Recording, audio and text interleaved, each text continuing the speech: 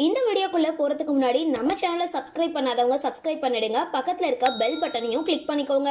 வாங்க வீடியோக்குள்ள போகலாம். விஜய் டிவி தொகுப்பாளினி பிரியங்கா தேஷ்பாண்டே தன்னோட 2வது திருமணத்துக்கு அப்புறம் தன்னோட கடந்த கால வாழ்க்கை பத்தி மற்றும் புதிய கணவர் வசியுடனான பயணம் குறித்து உணர்ச்சி பூர்வமா பேசியிருக்காங்க.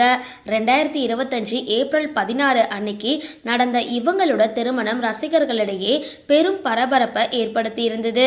முன்னதா பிரவீன்குமார 2016 திருமணம் செஞ்ச பிரியங்கா 2022 விவாகரத்து பெற்றாங்க. இந்த பிரிவு அவங்களோட வாழ்க்கையில பெரும் திருப்பு முனையா அமைஞ்சிருந்தது.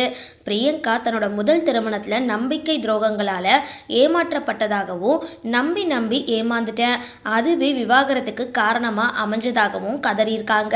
விவாகரத்து ஒரு தீர்வா இருந்தது, அதுக்கப்புறம் தனியா வாழ்ந்து திரும்பவும் திருமணம் செய்ய வேண்டாம் அப்படின்னு முடிவு எடுத்திருந்தேன். ஆனா எனக்கு பிடிச்சவாறு ஒரு வாழ்க்கையும் அன்பு செலுத்த ஒரு நபரும் அமைவாங்க அப்படின்ற நம்பிக்கையோட காத்துட்டு இருந்தேன் அப்படின்னு அவங்க சொல்லியிருக்காங்க. அப்படி ஒரு நபரா வசியை சந்திச்சதாகவும் அவருடனான அன்பு தூய்மையானது அப்படின்னும் பிரியங்கா உருக்கமா தெரிவிச்சிருக்காங்க.